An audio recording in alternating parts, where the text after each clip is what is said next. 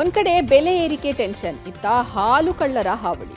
Commissioner ಹೆಸರಲ್ಲಿ ನಕಲಿ ಖಾತೆ, ರಿಕ್ವೆಸ್ಟ್ ಓಕೆ ಮಾಡಿದ್ರೆ ಪಂಗನಾಮ, ಹೆಲಿಕಾಪ್ಟರ್ ಪತನ, 5 ದುರ್ಮರಣ. ಬೆಳಗ್ಗಿನಿಂದ ಕಾದ್ರೂ ಒಂದು ಬಿಂದಿಗೆ ನೀರು ಸಿಗೋದು ಕಷ್ಟ. ಆಸ್ತಿ ಮಹಾರಾಜರ ಪಾಲಾದ್ರೆ ಪ್ಯಾಲೇಸ್ ಮುಂದೆಯೇ ಸಾಯ್ತೇವೆ ಎಂದಿದ್ಯಾಕೆ ಗ್ರಾಮಸ್ಥರು? ಇದರ ಜೊತೆಗೆ ಮತ್ತಷ್ಟು ಸುದ್ದಿಗಳನ್ನ ನೋಡ್ತಾ ಹೋಗೋಣ ಕರ್ನಾಟಕ ಟಾಪ್ 20ಯಲ್ಲಿ. ಸಿದ್ದರಾಮಯ್ಯ ಸರ್ಕಾರದ ವಿರುದ್ಧ ಗುತ್ತಿಗೆದಾರರ ಸಂಘ ಕಮಿಷನ್ ವಿಚಾರವಾಗಿ ಹೊಸ ಬಾಂಬ್ ಸಿಡಿಸಿದೆ. ಈ ವಿಚಾರವಾಗಿ ಕೇಂದ್ರ ಸಚಿವ ವಿ ಸೋಮಣ್ಣ ಪ್ರತಿಕ್ರಿಯಿಸಿದ್ದಾರೆ. ಗುತ್ತಿಗೆದಾರರು ನಮ್ಮ ಸರ್ಕಾರವನ್ನ ತೆಗೆದ್ರು, ಈಗ ಅವರನ್ನು ತೆಗಿತಾರೆ. ಆದ್ರೆ ಒಂದಂತೂ ಸತ್ಯ, ಇಂತಹ ಸರ್ಕಾರ ಇರಬಾರದು. ಸಿದ್ದರಾಮಯ್ಯನವರು ಈ ರೀತಿಯ ಹೆಜ್ಜೆ ಹಾಕ್ತಾರೆ ಅಂತ ಕನಸಿನಲ್ಲೂ ಕಂಡಿರಲಿಲ್ಲ. ಹಳೆಯ ಸಿದ್ದರಾಮಯ್ಯ ಇಲ್ಲ ಅಂತ ಪದೇ ಪದೇ ಹೇಳುತ್ತೇನೆ ಎನ್ನುವ ಮೂಲಕ ಸರ್ಕಾರ ಪತನವಾಗುತ್ತೆ ಎಂದು ಭವಿಷ್ಯ ನುಡಿದ್ರು. ಇನ್ನು ಸಿದ್ದರಾಮಯ್ಯ ಸರ್ಕಾರದ ಸಲಹೆಗಾರರೇ ಭ್ರಷ್ಟಾಚಾರದ ಬಗ್ಗೆ ಬಾಯ್ಬಿಟ್ಟಿದ್ದಾರೆ. ಭ್ರಷ್ಟಾಚಾರದಲ್ಲಿ ರಾಜ್ಯ ನಂಬರ್ 1 ಸ್ಥಾನದಲ್ಲಿದೆ ಎಂದು ಸಿಎಂ ಆರ್ಥಿಕ ಸಲಹೆಗಾರರೇ ಹೇಳಿದ್ದಾರೆ ಎನ್ನುವ ಮೂಲಕ ಸರ್ಕಾರವನ್ನ ಕುಟುಕಿದ್ರು. ಗುತ್ತಿಗೆದಾರರು ನಮಗೂ ಹಂಗೆ ಮಾಡಿದ್ರು, ನಮ್ಮನ್ನು ತೆಗೆದ್ರು. ಇವಾಗ ಅವ್ರನ್ನೂ ತೆಗಿತಾರೆ. ನಮ್ಮಲ್ಲಿ ಏನೋ ಇದೆ ಅಂತ ಅಂದ್ಬಿಟ್ಟು ಅದಕ್ಕೆ ಭಾರಿ ಮೇಲೆ ಕೊಟ್ಟರು ಕಾಂಗ್ರೆಸ್ ಅವರು. ಇವಾಗ ಪುಣ್ಯಾತ್ಮರು ಅವ್ರೇನು ಹೇಳ್ತಾರೆ ಅನ್ನೋದನ್ನ ಅವರೇ ಅರ್ಥ ಮಾಡ್ಕೋಬೇಕು. ಅದನ್ನು ಬಿಟ್ಟು ಅವ್ರ ಸರ್ಕಾರದಲ್ಲಿ ಇರ್ತಕ್ಕಂಥ ಸಲಹೆಗಾರರೇ ಇದು ನಂಬರ್ 1 ಭ್ರಷ್ಟ ಸರ್ಕಾರ ಅಂತ ಅಂದ್ಬಿಟ್ಟು ಹೇಳ್ತಕ್ಕಂಥ ಇಂಥ ಸರ್ಕಾರ ಇರಬಾರ್ದು. ಇದು ಸಿದ್ದರಾಮಯ್ಯನವ್ರ ಸರ್ಕಾರ ಅಂತ ಪದೇ ಪದೇ ನಾನು ಹೇಳ್ತೀನಿ. ಹಳೆ ಸಿದ್ದರಾಮಯ್ಯ ಇಲ್ಲ ಅಂತ, ಈ ಸಿದ್ದರಾಮಯ್ಯ ಯಾರೋ ಗೊತ್ತಿಲ್ಲ ಅನ್ನೋ ಮಟ್ಟಕ್ಕೆ ಆ ಮನಸ್ಥಿತಿಗೆ ಅವ್ರು ಬಂದೋಗಿದ್ದಾರೆ. ಪ್ರಧಾನಿ ನರೇಂದ್ರ ಮೋದಿ ಅವರು ವಾರಣಾಸಿಯಲ್ಲಿ ವಿವಿಧ ಅಭಿವೃದ್ಧಿ ಯೋಜನೆಗಳನ್ನು ಉದ್ಘಾಟನೆ ಮಾಡಿದರು. ವಾರಣಾಸಿಗೆ ಭೇಟಿ ಕೊಟ್ಟ ಪ್ರಧಾನಿ ಮೋದಿ ವಾರಣಾಸಿ ಏರ್ಪೋರ್ಟ್ನಲ್ಲಿಯೇ ಇತ್ತೀಚೆಗೆ ನಡೆದ ಗ್ಯಾಂಗ್ ರೇಪ್ ಪ್ರಕರಣದ ಕುರಿತು ಮಾಹಿತಿ ಪಡೆದುಕೊಂಡಿದ್ದಾರೆ. 19 ವರ್ಷದ ಯುವತಿಯನ್ನು ಅಪಹರಿಸಿ 23 ಮಂದಿ 1 ವಾರಗಳ ಕಾಲ ಸಾಮೂಹಿಕ ಅತ್ಯಾಚಾರ ಎಸಗಿದಂತಹ ಘಟನೆಯ ಸಂಬಂಧ ವಾರಣಾಸಿಯ ಪೊಲೀಸ್ ಆಯುಕ್ತರು, ವಿಭಾಗೀಯ ಆಯುಕ್ತರು ಮತ್ತು ಜಿಲ್ಲಾ ಮ್ಯಾಜಿಸ್ಟ್ರೇಟ್ ಅವರಿಂದ ಮಾಹಿತಿ ಪಡೆದುಕೊಳ್ಳಲಾಗಿದೆ. ಅಲ್ಲದೆ ತಪ್ಪಿತಸ್ಥರ ವಿರುದ್ಧ ಕಠಿಣ ಕ್ರಮಕ್ಕೆ ಸೂಚನೆ ಕೊಟ್ಟಿದ್ದಾರೆ. ಇಂತಹ ಘಟನೆಗಳು ಮತ್ತೆ ನಡೆಯದಂತೆ ನೋಡಿಕೊಳ್ಳಲು ಅಧಿಕಾರಿಗಳಿಗೆ ತಾಕೀತು ಮಾಡಿದ್ದಾರೆ. ಈಗಾಗಲೇ ಪ್ರಕರಣವನ್ನು ದಾಖಲಿಸಿಕೊಂಡು ತನಿಖೆ ನಡೆಸ್ತಾ ಇರುವಂತಹ ಲಾಲ್ಪುರ್ ಪಾಂಡೇಪುರ್ ಪೊಲೀಸರು ಈವರೆಗೂ 9 ಮಂದಿಯನ್ನು ಬಂಧಿಸಿದ್ದು ಉಳಿದ ಆರೋಪಿಗಳಿಗಾಗಿ ಶೋಧ ನಡೆಸುತ್ತಿದ್ದಾರೆ. ಬೆಂಗಳೂರಿನಲ್ಲಿ ಕಳ್ಳರ ಹಾವಳಿ ಮಿತಿ ಮೀರಿದೆ. ನಂದಿನಿ ಹಾಲಿನ ದರ ಹೆಚ್ಚಳ ಬೆನ್ನಲ್ಲೇ ಕಳ್ಳರು ಹೊಸ ವರಸೆ ಶುರು ಮಾಡಿದ್ದಾರೆ. ಬೆಳಗ್ಗಿನ ಜಾವ ಸ್ಕೂಟರ್ನಲ್ಲಿ ಬಂದು ಹಾಲಿನ ಪಾಕೆಟ್ ಕದ್ದೊಯ್ದಿದ್ದಾರೆ. ಬೆಂಗಳೂರಿನ ಕಾಮಾಕ್ಷಿ ಪಾಳ್ಯದ ನಂದಿನಿ ಬೂತ್ನಲ್ಲಿ ಕಳ್ಳರು ಕೈಚಳಕ ತೋರಿಸಿದ್ದಾರೆ. ಬೆಳಗ್ಗಿನ ಜಾವ ಹಾಲು ಕ್ರೇಟ್ ಇಳಿಸಿದ ಬಳಿಕ ಎಂಟ್ರಿ ಕೊಡೋ ಕಳ್ಳರು 2 ಸ್ಕೂಟರ್ಗಳಲ್ಲಿ ಬಂದು ಕಳ್ಳತನ ಮಾಡಿದ್ದಾರೆ. ಬೆಳಗ್ಗಿನ ಜಾವ 4 ಗಂಟೆಯಿಂದ 5 ಗಂಟೆ ಒಳಗೆ ಕಳ್ಳರು ಕೈಚಳಕ ತೋರಿಸಿದ್ದಾರೆ. ಕಳ್ಳರ ಕಾಟಕ್ಕೆ ಹೈರಾಣಾದ ಬೂತ್ ಮಾಲೀಕ ಗಿರಿಗೌಡ ದೂರು ನೀಡಲು ಮುಂದಾಗಿದ್ದಾರೆ. ಇನ್ನೊಂದು ಕಡೆ ನೈತಿಕ ಪೊಲೀಸ್ಗಿರಿ ಪ್ರಕರಣ ಸಂಬಂಧ ಇವರನ್ನ ಪೊಲೀಸರು ಬಂಧಿಸಿದ್ದಾರೆ. ಯುವತಿಗೆ ನಿಂದಿಸಿ ಹಲ್ಲೆಗೆ ಯತ್ನಿಸಿದ್ದ ಅಪ್ರಾಪ್ತ ಯುವಕ ಮಹೀಂ ಅಫ್ರಿದಿ, ವಾಜಿಂ, ಅಂಜುಮ್ ಎಂಬುವರಿಗೆ ಚಂದ್ರಲೇಔಟ್ ಪೊಲೀಸರು ಹೆಡೆಮುರಿ ಕಟ್ಟಿದ್ದಾರೆ. ಸ್ನೇಹಿತನ ಜೊತೆ ಬುರ್ಖಾ ಧರಿಸಿ ಬೈಕ್ನಲ್ಲಿ ಕೂತಿದ್ದ ಯುವತಿ ಹಾಗೂ ಯುವಕನಿಗೂ ನಿಂದಿಸಿದ್ರು. ಸೈಬರ್ ಖದೀಮರ ಹಾವಳಿ ದೊಡ್ಡವರನ್ನು ಬಿಟ್ಟಿಲ್ಲ. ಉನ್ನತ ಮಟ್ಟದಲ್ಲಿರೋ ಅಧಿಕಾರಿಗಳಿಗೂ ಸೈಬರ್ ಖದೀಮರ ಕಾಟ ತಪ್ಪಿದ್ದಲ್ಲ ಎನ್ನುವಂತಾಗಿದೆ. ಯಾಕಂದ್ರೆ ಸರ್ಕಾರಿ ಅಧಿಕಾರಿಗಳಂತೆ ನಟಿಸಿ ಯಾಮಾರಿಸಬಹುದು. ಎಚ್ಚರದಿಂದ ಇರುವಂತೆ ಬೆಂಗಳೂರು ಪೊಲೀಸ್ ಆಯುಕ್ತ ದಯಾನಂದ್ ಅವರು ಹೇಳಿದ್ರು. ಆದ್ರೀಗ ಅವರನ್ನ ಈ ಸೈಬರ್ ಖದೀಮರು ಬಿಟ್ಟಿಲ್ಲ. ಫೇಸ್ಬುಕ್ನಲ್ಲಿ ಬಿ ದಯಾನಂದ್ ಹೆಸರಲ್ಲಿ ಫೇಕ್ ಅಕೌಂಟ್ ಓಪನ್ ಮಾಡಿರುವ ವಂಚಕರು ಜನರಿಗೆ ರಿಕ್ವೆಸ್ಟ್ ಕಳಿಸುತ್ತಿದ್ದಾರೆ. ಫೇಸ್ಬುಕ್ನಲ್ಲಿ ಬಿ ದಯಾನಂದ್ ಹೆಸರಲ್ಲಿ ನಕಲಿ ಖಾತೆ ತೆರೆದಿದ್ದಾರೆ. ಹಿಂದಿ ಭಾಷೆಯಲ್ಲಿ ಅಕೌಂಟ್ ಓಪನ್ ಮಾಡಿರುವ ಖದೀಮರು ಜನರಿಗೆ ರಿಕ್ವೆಸ್ಟ್ ಕಳಿಸುತ್ತಿದ್ದಾರೆ. ಸದ್ಯ ಸಾಮಾಜಿಕ ಜಾಲತಾಣದಲ್ಲಿ ಫೋಟೋಗಳು ವೈರಲ್ ಆಗಿದೆ. ಈ ಹಿಂದೆ ಕೂಡ ಪೊಲೀಸ್ ಆಯುಕ್ತ ಬಿ ದಯಾನಂದ್ ಅವರ ಹೆಸರಿನಲ್ಲೇ ನಕಲಿ ವಾಟ್ಸಪ್ ಖಾತೆ ತೆರೆದಿದ್ದ ಖದೀಮರು ಪೊಲೀಸ್ ಕಮಿಷನರ್ ಫೋಟೋವನ್ನ ವಾಟ್ಸಪ್ ಡಿಪಿಗೆ ಹಾಕಿ ವಂಚನೆಗೆ ಪ್ಲಾನ್ ಮಾಡಿದ್ರು.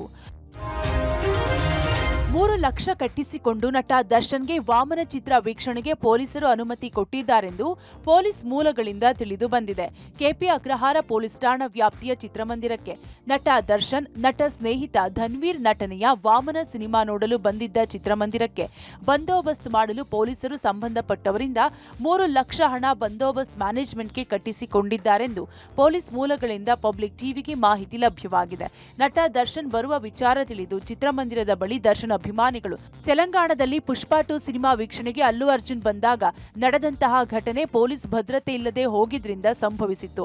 ಅದೇ ರೀತಿ ದರ್ಶನ್ ಅಭಿಮಾನಿಗಳು ಜಮಾವಣೆಯಾಗಿ ನಾಳೆ ಅಹಿತಕರ ಘಟನೆಗೆ ಕಾರಣವಾಗಬಹುದೆಂದು ಚಿತ್ರಮಂದಿರದ ಬಳಿ ಭದ್ರತೆ ಮಾಡಬೇಕು. ಹಾಗಾಗಿ 3 ಲಕ್ಷ ಬಂದೋಬಸ್ತ್ ಮ್ಯಾನೇಜ್ಮೆಂಟ್ಗೆ ಕಟ್ಟಿಸಿಕೊಂಡಿದ್ದಾರೆ ಪೊಲೀಸರು ಎಂದು ತಿಳಿದು ಬಂದಿದೆ. ಹೆಲಿಕಾಪ್ಟರ್ ಪತನಗೊಂಡು ನದಿಗೆ ಬಿದ್ದ ಪರಿಣಾಮ ಪೈಲಟ್ ಸೇರಿದಂತೆ 5 ಸಾವಿಗೀಡಾದ ಘಟನೆ ನ್ಯೂಯಾರ್ಕ್ನಲ್ಲಿ ನಡೆದಿದೆ. ಮೃತರಲ್ಲಿ 4 ಸ್ಪ್ಯಾನಿಷ್ ಮೂಲದ ಒಂದೇ ಕುಟುಂಬದವರಾಗಿದ್ದು ಪ್ರವಾಸಕ್ಕಾಗಿ ನ್ಯೂಯಾರ್ಕ್ಗೆ ಬಂದಿದ್ರು. ಮೃತಪಟ್ಟವರಲ್ಲಿ 3 ಮಕ್ಕಳು ಸೇರಿದ್ದಾರೆ ಎಂದು ಅಧಿಕಾರಿಗಳು ತಿಳಿಸಿದ್ದಾರೆ. ಹೆಲಿಕಾಪ್ಟರ್ ಪತನದ ವಿಡಿಯೋ ಕ್ಯಾಮೆರಾದಲ್ಲಿ ಸೆರೆಯಾಗಿದ್ದು ಸಾಮಾಜಿಕ ಜಾಲತಾಣದಲ್ಲಿ ವೈರಲ್ ಆಗಿದೆ.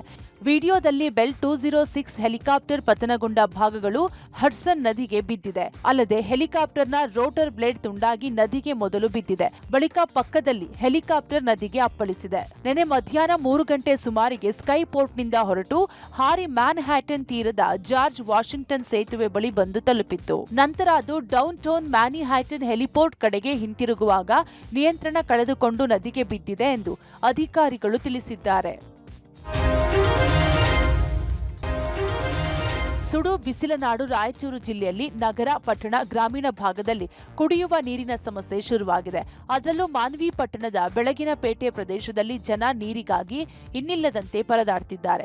ಪುರಸಭೆಯಿಂದ 4-5 ದಿನಕ್ಕೆ 1 ಬಾರಿ ನೀರು ಸರಬರಾಜು ಮಾಡುವುದರಿಂದ ಜನ ಕುಡಿಯಲು ನೀರು ಸಿಗದೆ ತತ್ತರಿಸಿ ಹೋಗಿದ್ದಾರೆ. ಹೀಗಾಗಿ ಒಣಗಿದ ಕೆರೆಯಲ್ಲಿ ಚಿಲುಮೆ ತೋಡಿ ಅದರಿಂದ ಮನೆಗಳಿಗೆ ನೀರನ್ನ ಹೊತ್ತು ತರುತ್ತಾರೆ. ಚಿಲುಮೆಯಲ್ಲೂ ಸದಾ ನೀರು ಸಿಗದ ಹಿನ್ನೆಲೆ ರಾತ್ರಿಯೇ ಕೊಡಗಳನ್ನ ಕ್ಯೂನಲ್ಲಿಟ್ಟು ತಮ್ಮ ಸರದಿ ಬರುವವರೆಗೂ ಕಾಯುವ ಪರಿಸ್ಥಿತಿಯನ್ನು ಎದುರಿಸುತ್ತಿದ್ದಾರೆ. ಇಲ್ಲಿನ ಬೆಳಗಿನ ಪೇಟೆ ಕೆರೆ ಸಂಪೂರ್ಣ ಬತ್ತಿ ಹೋಗಿದ್ದು ಬೇಸಿಗೆ ಮುನ್ನವೇ ಕೆರೆ ತುಂಬಿಸುವ ಕೆಲಸವಾಗಿಲ್ಲ. ಬಡಾವಣೆಗೆ ನೀರಿನ ಓವರ್ ಟ್ಯಾಂಕ್ ಇದ್ರೂ ಅಸಮರ್ಪಕ ಪೈಪ್ಲೈನ್ ವ್ಯವಸ್ಥೆಯಿಂದ ಟ್ಯಾಂಕ್ ತುಂಬಿಸಿ ನೀರು ಕೊಡುವಲ್ಲಿ ಮಾನ್ವಿ ಪುರಸಭೆ ವಿಫಲವಾಗಿದೆ. ಚಾಮರಾಜನಗರದ ಸಿದ್ದಯ್ಯನಪುರ ಗ್ರಾಮ ಮೈಸೂರು ರಾಜವಂಶಸ್ಥರ ಪಾಲಾಗುತ್ತಾ ಅನ್ನುವಂತಹ ಪ್ರಶ್ನೆ ಎದ್ದಿದೆ. ಏಕೆಂದರೆ ಆಸ್ತಿ ಖಾತೆಗಾಗಿ ಜಿಲ್ಲಾಧಿಕಾರಿಗಳಿಗೆ ರಾಜಮಾತೆ ಪ್ರಮೋದಾದೇವಿ ಒಡೆಯರ್ ಪತ್ರ ಬರೆದಿದ್ದು ಮನವಿ ಮಾಡಿಕೊಂಡಿದ್ದಾರೆ. ಮೈಸೂರು ಮಹಾರಾಜರು ಹಾಗೂ ಭಾರತ ಸರ್ಕಾರದ ನಡುವೆ ಆಗಿರುವ ಒಪ್ಪಂದದ ಪ್ರಕಾರ 4500 ಎಕರೆಗೂ ಹೆಚ್ಚು ಭೂಮಿ ಮೈಸೂರು ಮಹಾರಾಜರ ಖಾಸಗಿ ಸ್ವತ್ತು ಅಂಥೇಳಿ ಪತ್ರದಲ್ಲಿ ಪ್ರಮೋದಾದೇವಿ ಉಲ್ಲೇಖಿಸಿದ್ದಾರೆ. ಆಸ್ತಿ ಖಾತೆಗಾಗಿ ಬೇಡಿಕೆ ಇಟ್ಟಿದ್ದಾರೆ. ಇದರಿಂದಾಗಿ ಸಿದ್ದಯ್ಯನಪುರ ಗ್ರಾಮಸ್ಥರಿಗೆ ಟೆನ್ಷನ್ ಶುರುವಾಗಿದೆ. ಈ ಗ್ರಾಮದ ಮೂಲ ಹೆಸರೇ ಜಯಚಾಮರಾಜೇಂದ್ರಪುರಂ. 4000ಕ್ಕೂ ಹೆಚ್ಚು ಮಂದಿ ಇಲ್ಲಿ ವಾಸ ಮಾಡ್ತಿದ್ದು ಇವತ್ತಿಗೂ ಮಹಾರಾಜರ ಫೋಟೋ ಗ್ರಾಮದ ಚಾವಡಿಯಲ್ಲಿ ಗ್ರಾಮಸ್ಥರಿಟ್ಕೊಂಡಿದ್ದಾರೆ. ಜಯಚಾಮರಾಜೇಂದ್ರ ಒಡೆಯರ್ ನಮಗೆ 1035 ಎಕರೆ ಭೂಮಿಯನ್ನು ದಾನ ಕೊಟ್ಟಿದ್ದಾರೆ. 1982ರಲ್ಲಿ ಸಚಿವರಾಗಿದ್ದ ಬಿ ರಾಚಯ್ಯ ಕಾಲದಲ್ಲಿ ಸರ್ಕಾರ ಸಾಗುವಳಿ ಚೀಟಿ ಕೊಟ್ಟಿದೆ. ಈಗಲೂ ಮಹಾರಾಜರ ಹೆಸರು ಹೇಳ್ಕೊಂಡು ಬದುಕ್ತಿದ್ದೀವಿ. ಒಂದು ವೇಳೆ ಆಸ್ತಿ ಮಹಾರಾಜರ ಪಾಲಾದ್ರೆ ಮೈಸೂರು ಅರಮನೆ ಮುಂದೆ ಸಾಯ್ತೇವೆ ಅಂಥೇಳಿ ಗ್ರಾಮಸ್ಥರು ಎಚ್ಚರಿಕೆ ಕೊಟ್ಟಿದ್ದಾರೆ. ಹಿಂದೆ 1950 ನಾವೆಲ್ಲ ರಾಮಸಮುದ್ರದ ಹರಿಜನರು ಸಹ ಅಲ್ಲಿಂದ ನಾವು ಇಲ್ಲಿಗೆ ಬಂದು ಬರಬೇಕಾದ್ರೆ ನಮಗೆ 4 ಜನ ರೂವಾರಿಗಳ ಕಾರಣ ರಾಚನವರು, ದೇವಣ್ಣವರು, ಬಸವಣ್ಣವರು, ಮಾದಪ್ಪನವರು ಇವರು ತಮ್ಮ ಬಂದು ನೆಲೆಗೊಂಡಿಸಿ ಎಲ್ಲರಿಗೂ 4 ಎಕರೆ ಜಮೀನು ಕೊಡಿಸಿ 1982ರಲ್ಲಿ ಸಾಗುವಳಿ ಕೊಡಿಸಿದ್ರು ಸಹ. ಆದ್ದರಿಂದ ಈ ಜಮೀನು ಈ ಲಾಗಾಯ್ತುವರೆಗೆ ಮೊದಲಿಂದವೇ ನಾವೇ ಮಾಡಿದರು ಸಹ. ನಾವು ಇದು ಬಿಟ್ಟು ಎಲ್ಲಿಗೆ ಹೋಗೋಕ್ಕಾಗುತ್ತೆ ಸಹ. ಮೈಸೂರು ಮಹಾರಾಜರು ಅವ್ರು ದುಬೈಯವರು ಕೂತಂದು ಹೇಳ್ಬಿಟ್ರು, ಈ ಜನ ಏನು ತಿಂತಾರೆ, ಮಣ್ಣು ತಿಂದಾರ. ಆದ್ದರಿಂದ ಅವ್ರೇನೇ ಕೇಳಿರ್ಬೋದು ಯಾವುದೋ ಲೆಕ್ಕಾಚಾರದಲ್ಲಿ. ಹಾಗಂತ ನಾವು ಅವ್ರ ಬಗ್ಗೆ ಕೆಟ್ಟದಾಗ ಮಾತಾಡಲ್ಲ. ಯಾವುದೇ ಕಾರಣಕ್ಕೂ ನಾವು ಈ ಜಾಗ ಅಂತ ಬಿಡೋದಕ್ಕೆ ಸಾಧ್ಯವಿಲ್ಲ. ಮನೆಗಳ್ಳತನ ಮಾಡಿ ಲಕ್ಷಾಂತರ ರೂಪಾಯಿ ನಗದು ದೋಚಿ ಕಳ್ಳರು ಪರಾರಿಯಾಗಿದ್ದಾರೆ. ಮೈಸೂರು ತಾಲೂಕಿನ ನಾಗವಾಲದಲ್ಲಿ ಘಟನೆ ನಡೆದಿದ್ದು, ರೇಣುಕಾ ಎಂಬುವರ ಮನೆಯಲ್ಲಿ 3 ಲಕ್ಷಕ್ಕೂ ಹೆಚ್ಚು ನಗದು, 276 ಗ್ರಾಂ ಚಿನ್ನ, 1350 ಗ್ರಾಂ ಬೆಳ್ಳಿ ಆಭರಣಗಳನ್ನು ಕದ್ದು ಎಸ್ಕೇಪ್ ಆಗಿದ್ದಾರೆ. ಮನೆಯವರೆಲ್ಲ ಮಹದೇಶ್ವರ ಬೆಟ್ಟಕ್ಕೆ ಹೋಗಿದ್ದ ವೇಳೆ ಹಿಂಬಾಗಿಲ ಬೀಗ ಮುರಿದು ಸುಮಾರು 22 ಲಕ್ಷ ಮೌಲ್ಯದ ಚಿನ್ನ, ಬೆಳ್ಳಿ ಕದ್ದು ಕಳ್ಳರು ಎಸ್ಕೇಪ್ ಆಗಿದ್ದಾರೆ. ಸ್ಥಳಕ್ಕೆ ಇಲವಾಲ ಪೊಲೀಸರು ಭೇಟಿ ನೀಡಿ ಪರಿಶೀಲನೆ ನಡೆಸಿದ್ದಾರೆ. ಇನ್ನು ಪೋಕ್ಸೋ ಪ್ರಕರಣ ಆರೋಪಿಗೆ 20 ವರ್ಷ ಜೈಲು ಶಿಕ್ಷೆ ಹಾಗೂ 1.5 ಲಕ್ಷ ರೂಪಾಯಿ ದಂಡ ವಿಧಿಸಿದೆ. ತುಮಕೂರಿನ ಜಿಲ್ಲಾ ನ್ಯಾಯಾಲಯ ಮಹತ್ವದ ತೀರ್ಪು ಪ್ರಕಟಿಸಿದೆ. ಕಳೆದ 2022ರ ಏಪ್ರಿಲ್ನಲ್ಲಿ ಕೋಡಿಹಳ್ಳಿ ಗ್ರಾಮದಲ್ಲಿ ಬಾಲಕಿಯ ಮೇಲೆ ಆರೋಪಿ ಲೈಂಗಿಕ ದೌರ್ಜನ್ಯವೆಸಗಿದ್ದ. ಈ ಕುರಿತು ಮಹಿಳಾ ಠಾಣೆಯಲ್ಲಿ ಪ್ರಕರಣ ದಾಖಲಾಗಿತ್ತು. ಸುದೀರ್ಘ ವಿಚಾರಣೆ ಬಳಿಕ ಕೋರ್ಟ್ ತೀರ್ಪು ಪ್ರಕಟಿಸಿದೆ. ಬುಲೆರೋ ಹಾಗೂ ಸಾರಿಗೆ ಬಸ್ ನಡುವೆ ಭೀಕರ ಅಪಘಾತ ಸಂಭವಿಸಿ ಸ್ಥಳದಲ್ಲೇ 4 ಸಾವನ್ನಪ್ಪಿದ್ದಾರೆ. ಯಾದಗಿರಿ ಜಿಲ್ಲೆಯ ಶಹಾಪುರ ತಾಲೂಕಿನ ಮದ್ದರಕ್ಕಿ ಬಳಿಯ ರಾಷ್ಟ್ರೀಯ ಹೆದ್ದಾರಿ 150ಎನಲ್ಲಿ ನಿನ್ನೆ ರಾತ್ರಿ ನಡೆದಿದೆ. ಯಾದಗಿರಿ ತಾಲೂಕಿನ ವರ್ಕನಹಳ್ಳಿ ಗ್ರಾಮದವರಾದ ಬುಲೆರೋ ಚಾಲಕ ಶರಣಪ್ಪ, ಸುನೀತಾ, ಸೋಮವ್ವ ಮತ್ತು ತಂಗವ್ವ ಮೃತ ದುರ್ದೈವಿಗಳು ಎಂದು ಗುರುತಿಸಲಾಗಿದೆ. ಘಟನಾ ಸ್ಥಳಕ್ಕೆ ಎಸ್ಪಿ ಪೃಥ್ವಿ ಶಂಕರ್ ಭೇಟಿ ನೀಡಿ ಪರಿಶೀಲನೆ ಮಾಡಿದ್ದು, ಭೀಮರಾಯನಗುಡಿ ಪೊಲೀಸ್ ಠಾಣಾ ವ್ಯಾಪ್ತಿಯಲ್ಲಿ ಪ್ರಕರಣ ನಡೆದಿದೆ. ಕಲಬುರಗಿಯ ಘತ್ತರಗಿ ಭಾಗ್ಯವಂತಿ ದೇವಸ್ಥಾನಕ್ಕೆ ಜವಳ ಕಾರ್ಯಕ್ಕೆ ಕುಟುಂಬಸ್ಥರು ಹೋಗುತ್ತಿದ್ದಾಗ ದುರ್ಘಟನೆ ಸಂಭವಿಸಿದೆ. ಬುಲೆರೋ ವಾಹನದಲ್ಲಿದ್ದ ಇನ್ನೂ ಹಲವರಿಗೆ ಗಾಯಗಳಾಗಿದ್ದು ಸ್ಥಳೀಯ ಆಸ್ಪತ್ರೆಗೆ ದಾಖಲಿಸಲಾಗಿದೆ.